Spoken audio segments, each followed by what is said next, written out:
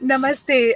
मैं अभी टैक्सी में हूँ, इसलिए काफ़ी आवाज़ें आ रही हैं। न्यूयॉर्क में एक मीटिंग से दूसरी मीटिंग में जा रही हूँ। मैं सबसे पहले बताऊँगी कि हम लोग रूज़वेल्ट हाउस में एक आयोजन किए हैं हंटर कॉलेज के साथ मिलकर, और प्रोफ़ेसर मनु भागवान, जिन्होंने सरोजनी नायडू पर एक किताब लिखी है और दूसरी किताब उनकी विजय लक्ष्मी पंडित पर आ रही है, उनके साथ मिलकर हम दोनों राहुल गांधी के साथ एक चर्चा करेंगे, जिसमें हम लोग 50 लोगों को बुलाए हैं, जो खुद भी सारे के सारे जर्नलिस्ट, पत्रकार, एकेडमिक्स, प्रोफेसर्स और कुछ फिलोसोफर्स हैं जो आएंगे। और ये चर्चा भी जो है हम लोग सिविल राइट्स, डेमोक्रेसी और नॉन वायलेंस पर कर रहे हैं, क्योंकि आप जानते हैं कि पूरी दुनिया में आजकल एक चुनौती है डेमोक्रेसी को लेकर, कि कहाँ तक हम हमारी डेमोक्रेसी को इस दुनिया में बचा पाएंगे। और अलग अलग देशों में अलग अलग तरह के चैलेंजेस हैं, और राहुल गांधी अब एक प्रतीक बन गए हैं कि वो किस तरह से एक तरह से जुटे रहे हैं डेमोक्रेसी को बचाने के लिए, एक ऑपोजिशन लीडर के नाते, एक इंडियन नेशनल कांग्रेस के मेंबर के नाते।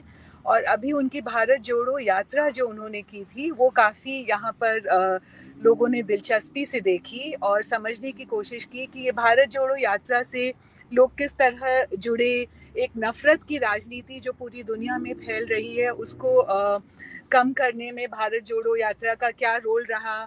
आज एक सोशल मीडिया से जो मिस इन्फॉर्मेशन का इम्पैक्ट है, उसमें एक फिजिकल मार्च पूरी दुनिया देश में एक कोने से दूसरे कोने तक, उसका क्या प्रभाव था। क्योंकि यहाँ पर भी आप जानते हैं कि 2024 में इलेक्शंस होने वाले हैं अमेरिका में, और यहाँ भी काफ़ी चुनौतियाँ हैं, तो लोग एक दूसरे से समझने की कोशिश कर रहे हैं कि आगे क्या होने जा रहा है। तो हम लोगों की चर्चा जो है थोड़ी इंक्लूसिव है।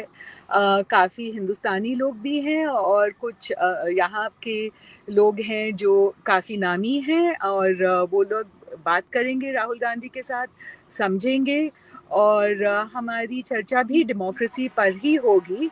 ये आयोजन जो है हंटर कॉलेज की तरफ से किया जा रहा है, और उस मकान में किया जा रहा है, रूजवेल्ट हाउस, जिसमें खुद रूजवेल्ट रहते थे एलिनर रूजवेल्ट के साथ। और हम लोग उस कमरे में ये चर्चा कर रहे हैं जहां प्रेसिडेंट रूजवेल्ट ने सबसे पहले अपनी फायर साइड चैट करी थी, और उसी फायर साइड के आगे राहुल गांधी चर्चा करेंगे ये पत्रकारों और एकेडमिक्स के साथ। तो ये एक सिंबॉलिक चीज़ भी है। दूसरा आपका जो सवाल था कि ज़रूरत क्या है देश के बाहर जाके चर्चा करने की, आप जानते हैं कि जब भी दुनिया में कोई चुनौतियां आती हैं, तो दुनिया के नेता जो है एक दूसरे से बात करते हैं, समझते हैं, और फिर उन चुनौतियों का एक ग्लोबल ह्यूमन फैमिली की तरह सामना करते हैं। तो ये वार्तालाप बहुत ज़रूरी है कि राहुल गांधी भी एक इतने बड़े देश के नेता हैं। आज हमारा पॉपुलेशन चाइना को भी क्रॉस कर गया है, कि वो आके बात करें और एक दूसरे के साथ हम लोग समझें कि इन चुनौतियों का सामना कैसे करना है। तो इनका मिलना, इनका लोगों से इंटरैक्ट करना बहुत ज़रूरी है। इनका एक पर्सपेक्टिव है, हिंदुस्तान का एक दुनिया में आज एक पर्सपेक्टिव है, as a global leader, also as somebody who represents the trend of Gandhian thought. क्योंकि एक नॉन वायलेंट गांधीयन थॉट है जो इंदिरा गांधी, नेहरू और अब राहुल गांधी उसका एक झंडा लेके चल रहे हैं। तो ये बहुत ज़रूरी है कि शेयर करना, कि ये थॉट को कैसे प्रिजर्व किया जाए और हम आगे कैसे बढ़ें। तो ये सब चीज़ों पे बात है, और ये इसको कोई फंड नहीं कर रहा है, ये कॉलेज का प्रोग्राम है, कॉलेज की तरफ से ही है। और कुछ लोग जो उनसे मिलना चाहते थे, समझना चाहते थे, आएंगे। जी, आपने ये साफ किया कि इसको कोई फंड नहीं कर रहा है। अभी वो फंडिंग का प्रोग्राम जो है, मैं उस पर बहुत ज्यादा इसलिए नहीं जानना चाहता हूँ कि वो कांग्रेस पार्टी का काम है कि वो इस बात का हिसाब दे कि कौन फंड कर रहा है, कौन नहीं कर रहा है। ये बात जो मैं अभी कह रहा हूँ राहुल गांधी के बारे में, लोग सवाल ये पूछ रहे हैं, मेरे तमाम दर्शक पूछ रहे हैं कि साहब राहुल गांधी ये स्टैनफोर्ड यूनिवर्सिटी इस तरह की जगहों पे जाते हैं, मोदी जी को ये सारी यूनिवर्सिटीज क्यों नहीं बुलाती हैं तमाम, जबकि हमारे यहाँ तो लालू यादव तक को हार्वर्ड में बताया गया कि केस स्टडी बनाया गया था एक वक्त पे। तो क्या चीज है, क्या क्या दो अलग अलग ऑडियंसेस को एड्रेस करने जाते हैं दोनों नेता जब विदेश जाते हैं, खासतौर पर अमेरिका में?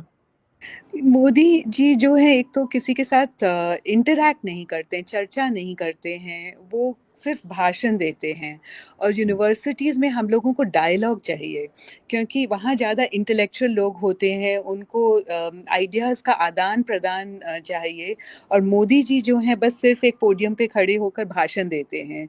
वो किसी के साथ कभी डायलॉग नहीं करते हैं, तो इसलिए यूनिवर्सिटीज़ में उनको बुलाना शायद मुझे लगता है कि इसलिए इच्छा नहीं करती है क्योंकि फिर आप अगर आइडियाज़ का आदान-प्रदान नहीं करेंगे, तो फिर हमारे स्टूडेंट्स को, हमारे यहाँ जो इंटेलेक्चुअल्स हैं, वो किस तरह से आइडियाज़ और ओपन माइंडेडनेस जो होती है यूनिवर्सिटी में, उसको हम लोग कैसे आगे बढ़ाएँगे?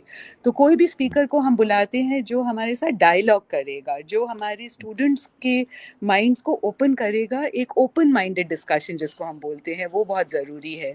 तो ये एक बहुत बड़ा कारण है कि हम लोग राहुल गांधी को बुलाते हैं और मोदी जी को नहीं बुलाते हैं क्योंकि बातचीत होनी ज़रूरी है और वो मैं बातचीत बीच करेंगे में नहीं। रोक रहा हूँ आपको, लेकिन मेरा प्रश्न है कि आप लोग मोदी जी को बुलाते नहीं है या मोदी जी आने के लिए राजी नहीं होते हैं? जहाँ तक मुझे पता है हमारी दोनों यूनिवर्सिटीज़ में तो हमने अभी तक बुलाया भी नहीं है क्योंकि हमें लगता है कि हमें डायलॉग चाहिए। अब और किसी यूनिवर्सिटीज़ ने बुलाया हो मेरी जानकारी नहीं है। सत्य हिंदी का ऐप डाउनलोड करें गूगल प्ले स्टोर पर।